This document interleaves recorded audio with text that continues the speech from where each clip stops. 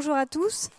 Donc en effet, le Digital Society Forum rassemble en général des chercheurs, des acteurs économiques, des acteurs de la société civile, et l'idée c'est vraiment de pouvoir se réunir autour de grands thèmes de la vie quotidienne et d'avoir une vision croisée, c'est ce qu'on disait, de les partager pendant des ateliers collaboratifs comme celui auquel vous allez participer. Donc là, moi je vais vous présenter une partie des recherches qui ont été menées par des chercheurs du laboratoire des sciences sociales d'Orange Lab, donc Kevin Mellet qui est économiste et sociologue, et Moustapha Zouinar qui est ergonome. Et puis je vais vous parler aussi, donc eux ils ont fait beaucoup de recherches sur l'attention.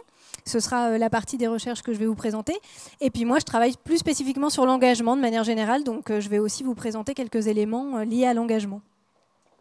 Donc l'idée, c'est que les travaux de recherche que je vous présente là font systématiquement référence à des sources scientifiques, c'est-à-dire des études, des publications qui sont elles-mêmes disponibles en ligne, que vous pouvez aller regarder. Il y a une vidéo d'ailleurs des sociologues qui explique justement ces thématiques de l'attention. Donc n'hésitez pas aussi, même après l'atelier, à pouvoir aller consulter ces contenus. Donc l'attention d'abord. Donc l'attention, c'est d'abord une notion qui est complexe parce qu'elle renvoie à finalement une multiplicité de phénomènes. On peut définir plusieurs types d'attention. Donc on va considérer tout d'abord déjà l'idée d'une attention sélective. On opère toujours une sélection dans les informations que l'on reçoit de l'environnement, puisque notre environnement est très très riche d'informations. Il y a beaucoup de sollicitations, beaucoup d'événements. Donc déjà, quand on est attentif à l'environnement et quand on perçoit notre environnement, on a des filtres. Donc déjà, on sélectionne les informations. Ensuite, on parle d'attention divisée, c'est-à-dire la capacité à faire plusieurs choses à la fois, donc donner notre attention à plusieurs événements, plusieurs tâches à la fois.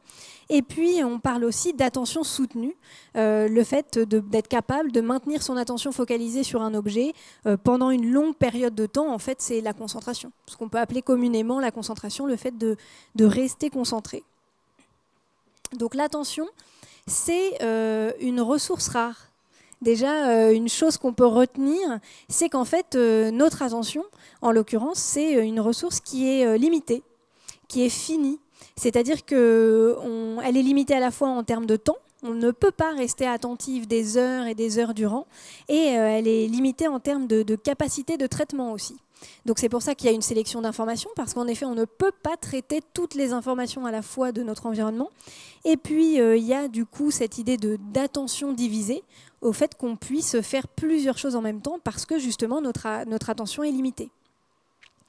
Donc forcément, quand on a un environnement tel que le nôtre aujourd'hui, avec l'usage de technologies numériques, il y a des interrogations qui peuvent émerger et qui portent en général le plus souvent sur l'attention volontaire et son maintien dans le temps. C'est-à-dire comment est-ce qu'on se concentre sur quelque chose quand on a des sollicitations, des notifications multiples et démultipliées. Donc la quantité énorme d'informations qu'on a aujourd'hui, puisqu'on a accès à énormément d'informations. Les sollicitations, comme je le disais, qui sont démultipliées.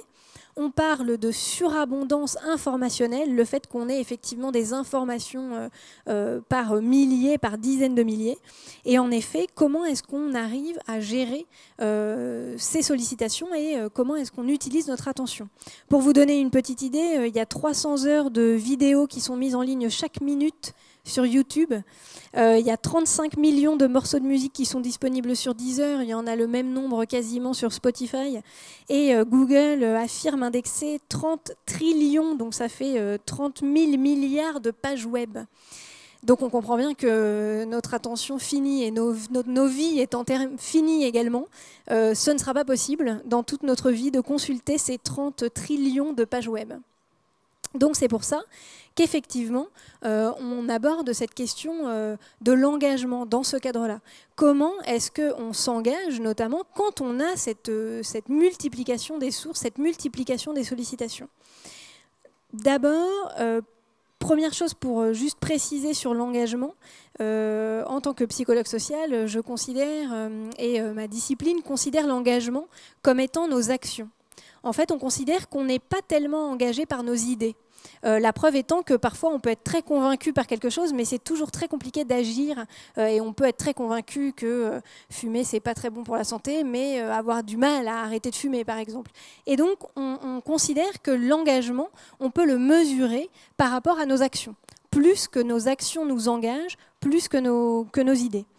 Et l'idée, c'est que effectivement, on a dans cette sollicitation démultipliée, cette perte possible de l'attention, ça peut être difficile justement de s'engager, de pouvoir avoir accès aux informations qui nous intéressent. Et donc on va essayer l'idée ce sera de réfléchir aussi avec cette idée d'engagement, comment est-ce qu'on s'engage vraiment, et peut-être par rapport à nos actions. Donc une des questions que vous allez vous poser et qu'on peut se poser, c'est du coup comment est-ce qu'on choisit ces engagements. Justement, on a accès à beaucoup d'engagements, donc à beaucoup de possibilités, on va dire, d'engagement, ce qui est effectivement très intéressant. Mais comment est-ce qu'on fait le tri par rapport à tout ce qu'on reçoit comme information? Donc, dans les stratégies qui sont développées, alors il y a des stratégies de filtre par rapport aux informations, aux sollicitations qu'on reçoit, des stratégies individuelles qui sont la déconnexion partielle, totale, se déconnecter des éléments. On peut avoir aussi des filtres qui sont mis en place pour nous, des filtres concernant les notifications, choisir ou pas telle notification, couper tel logiciel de mail pendant qu'on est en train de faire autre chose pour pas être perturbé. Et on développe aussi à l'inverse des compétences au multitasking et au fait de pouvoir être dissipé, avoir une attention dispersée.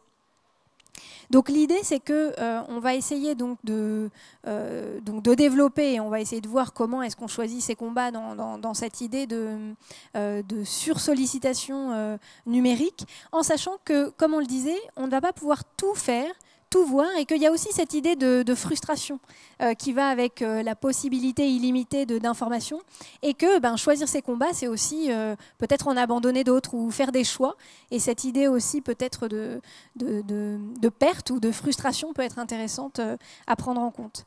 Et puis la deuxième idée, c'est comment est-ce qu'on s'engage justement dans ce cas-là? Comment est-ce qu'on arrive à réellement s'engager? Et je pensais notamment au fait que, je vous le disais, il y a une accessibilité plus grande pour s'engager. Par exemple, via les pétitions en ligne maintenant. On peut s'engager via une pétition en ligne, signer. Et justement, en termes d'engagement, est-ce que quand on met sa signature sur une pétition en ligne, est-ce que si on nous le demande 6 mois plus tard, on s'en rappelle? Est-ce qu'on est capable, l'année d'après, de se dire quelle pétition on a signée? Et c'est vrai que l'engagement, quand je vous disais dans les actes, donc signer une pétition, c'est un acte, mais on sait que les actes sont engageants, d'autant plus engageants quand ils sont coûteux, quand ça nous prend de l'énergie, du temps. On sait que les actes sont d'autant plus engageants quand ils sont publics. Alors une pétition sur Internet, c'est bien. Est-ce qu'on met son nom? Est-ce qu'on ne met pas son nom? Est-ce qu'on met un commentaire? Ce qui fait qu'on va effectivement être très visible par rapport à d'autres, peut-être qui ne mettent pas de commentaire. Et on sait que agir de façon publique nous engage plus. Savoir aussi que notre engagement est irréversible. C'est plus engageant que effectivement de faire une action qui ne le serait pas. Donc, est-ce que s'engager en ligne, c'est suffisant? Même si effectivement on a des résultats, hein, donc c'est vraiment un pas intéressant. Est-ce qu'il faut arriver à amener les gens dans la vraie vie, arriver par un engagement peut-être numérique à faire quelque chose qui soit dans la vie réelle, on va dire, et quels sont les enjeux justement à basculer d'un engagement numérique à un engagement réel, et comment est-ce qu'on peut arriver à rendre pérenne et à avoir des actions peut-être un peu plus coûteuses derrière. Donc c'est des questions qu'on va se poser tous ensemble, puisque je n'ai pas de réponse particulière pour le moment, et je serai très heureuse de pouvoir y réfléchir avec vous, en tout cas de vous accompagner dans cette réflexion.